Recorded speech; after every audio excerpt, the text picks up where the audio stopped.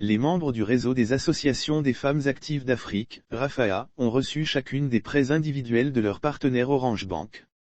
Cette enveloppe est destinée à appuyer ces femmes dans la conduite de leurs activités génératrices de revenus, AGR. La commémoration de la Journée internationale des droits des femmes, JIF, a servi de prétexte, au cours de plusieurs rassemblements pour aborder la question de l'autonomisation de la gente féminine. Ainsi, outre des sessions de formation organisées à l'intention des femmes, certaines parmi elles ont bénéficié d'appuis financiers pour la conduite de leurs activités génératrices de revenus, AGR.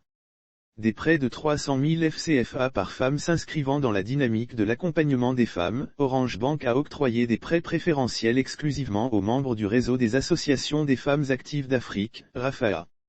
La remise des enveloppes a eu lieu le samedi 26 mars 2022, à la place Jean-Paul II de Yamoussoukro. De façon symbolique, 200 femmes ont reçu chacune une enveloppe de 300 000 FCFA. Au total, selon la présidente du RAFAA, Madame Antoinette Koné, ce sont 2000 femmes, toutes membres du RAFAA qui seront bénéficiaires, à terme, de cet appui pour un montant total de 600 millions FCFA.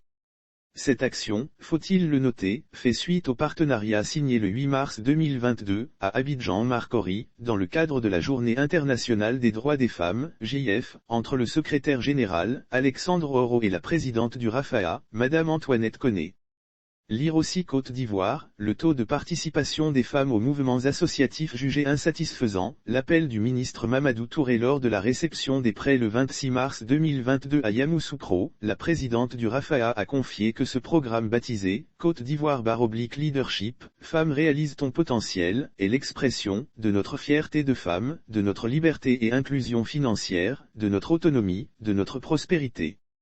Ibasek, directeur marketing, communication et distribution de la banque partenaire, a confié que cette initiative vise à lutter contre la pauvreté et contribue également à l'égalité des genres par l'inclusion financière, tant en Côte d'Ivoire que dans la zone Union économique et monétaire de l'Ouest africain. L'offre du partenaire financier confère une valeur ajoutée aux activités génératrices de revenus, AGR, et à l'autonomisation financière des bénéficiaires. Ibasek a insisté sur le fait que l'offre du partenaire financier confère une valeur ajoutée aux activités génératrices de revenus, AGR, et à l'autonomisation financière des bénéficiaires, avec pour objectif final, une bancarisation efficiente. Toute chose qui contribue au final, a-t-il dit, à la mise en pratique de l'inclusion dans le système financier et bancaire des femmes. Mesdames Djokebed Yao et Piasse Fanny respectivement, coordinatrices régionales du Bélier et présidente du comité d'organisation se sont réjouies de cet appui financier. Formation aux outils digitaux. Madame Edara, administrateur civil, représentant le préfet de région, a également salué l'octroi de microcrédits aux femmes. Elle a indiqué que cela est la matérialisation de ce que la femme constitue un pilier essentiel de la société et un maillon essentiel de l'activité économique. Lire aussi bancarisation, une banque accompagne l'inclusion financière en Côte d'Ivoire. Marie-Lorraine Brou, en charge du partenariat, a expliqué que la banque digitale propose un prêt entre 51 000 et 300 000 FCFA à échéance de 90 jours, pour le remboursement, avec une épargne de 30%.